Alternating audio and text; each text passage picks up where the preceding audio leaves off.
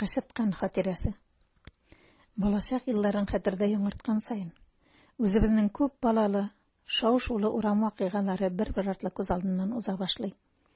Балачакта ук күңелемнең матурлыкка омтылганын күзләр якынлашканда гына төшенүемә гаҗәпләнеп тә куям. 21 йортлы бәрәңге урамында без ул чорда 60-тан артык бала үскәнбез. Мин үземнән өлкәнрәкләрен дә, кечерәкләрен дә хәтерлим. Ә инде яшьтәшләр белән ялан тутырып йөргән чаклар, җәен кашышлы, кышын сугышлы уйнау, тавышу, язын карга боткаларын уздыру, җәй көне кака, юа, борчак, җиләк җыярга барулар, барысы да дәфтәргә теркәлгән кебек хәтергә язылып куелган. Каршыда гына гомер итүче Халида апа белән Зөфәр абый гаиләсендә 5 малай үсә.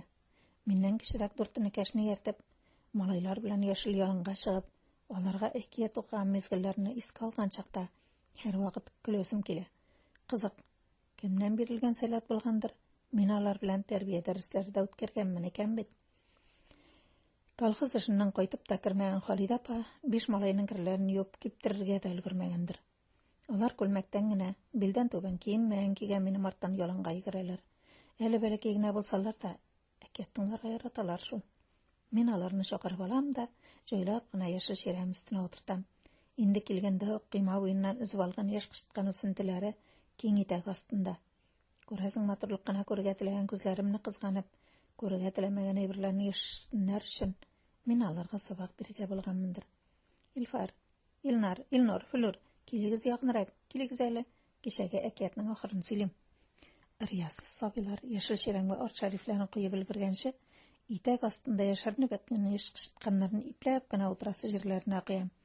Алар утырга ук сикерешеп торалар да гаҗәпләнеп күзгә карыйлар һәм кычкырып елап җибәрәләр.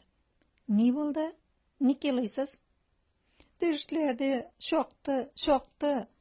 Нәрсә тешләде, ни шакты?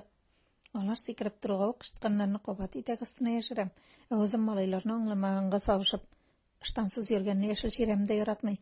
Барагыз, йөгерегез, ыштан киеп чыгыгыз. Мин сезне көтеп торам дип, аларны өйләренә йөгертәм. Бу ысул белән аларны кеше янына киенеп чыгарга өйрәтсәм, шул ук вакытта кыенлыкта китергәнмен. Ләкин алар беркайчан да әти-әниләрне элекләшмәгәннәр, күрәсең. Хәтер саннарын күпме генә актарсам да, мин аларның үпкәләп, ачуланып йөргәннәрен исемә төшерә алмыйм.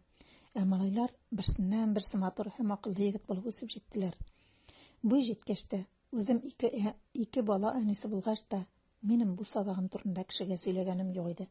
Күрәсең, үз-үземнән дә кыенсынганмындыр. Күңелләрендә рәнҗү калгандыр да, мине гаепләп искә алырлар дип уйлаганмындыр. Гомерләр узып, иҗатка кереп киткәннән соң гына, мин ул вакытларга бик еш кайтып, барысын да кабат-кабат хәтер дисесенә тезеп, кылганнарыма бәя бирә башладым. Төрле җирләргә таралышып, үз тормышлары белән көн күрүче, инде үзләре дә әти-әни булып, балалар тәрбияләүче урамдашларым, күршеләрем белән күрешкәч, мин әлеге истәлекләрем белән дә бүлештем. Аларның нәкъ шул мизгелдә шаркылдап көлгән тавышларын ишетеп, бөтенләй гаҗәпкә калдым. Балачактагыдай шаян чаткылар чәчрәгән күзләреннән сабый яшь тамчылары тәгәре иде. Иелә-бөгелә көлгән егетләргә кушылып, мин дә көләргә тотындым. Аларның күңелендә кышыткан чаккан эзләр түгел, шаян балачак яшәвен күреп, җанымда рәхәтлек.